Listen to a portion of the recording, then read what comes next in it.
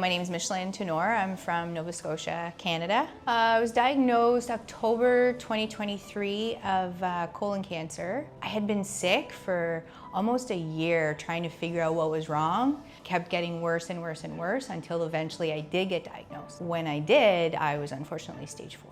My symptoms were worsening, so I was having bleeding, I was having really signs of anemia. The difficult part is getting into the system of being, once you're diagnosed, but once you're in, things did move a little bit quicker, but not as quick as I had hoped either. So they suspected it was stage 4 because they seen 2 small mets on my liver. So this was October. It took November, December for the tumor boards to meet and all these things to happen for them to finally decide, okay, let's put her on chemo first. So there was no option for surgery. I wanted surgery to get the main tumor out. They said, no, chemo first, okay. I thought I was gonna be on for 3 months. That's what they originally told me. So at the 3 month, I walked in, I brought my youngest daughter actually, and I hadn't brought the kids in very much, just trying to keep life at home normal for them as much as I could, but I brought her in because it was kind of like a celebration. It was my last day of chemo, and told the nurse, today's my last day, I made it. She said, no, you have 3 more months. No one told me.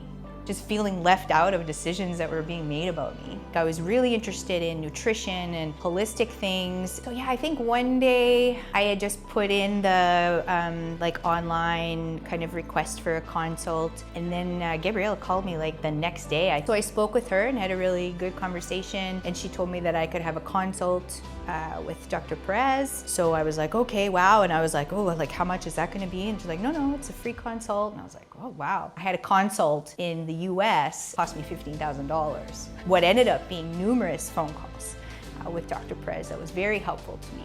So I want to be a part of and understand the decisions that are being made. We're not just a tumor, we're a whole body, we're a whole person. This is a huge trip for us. It took me 36 hours to get here. I've definitely said already to friends and family, regardless of how this turns out for me in terms of working or not, and with cancer, it's such an unpredictable disease, nothing is for certain. But I think I wasn't given follow-up mental health support, any directives of what you can do in those 3 months even. And I think of the support that I've had here within these 3 months for my whole body.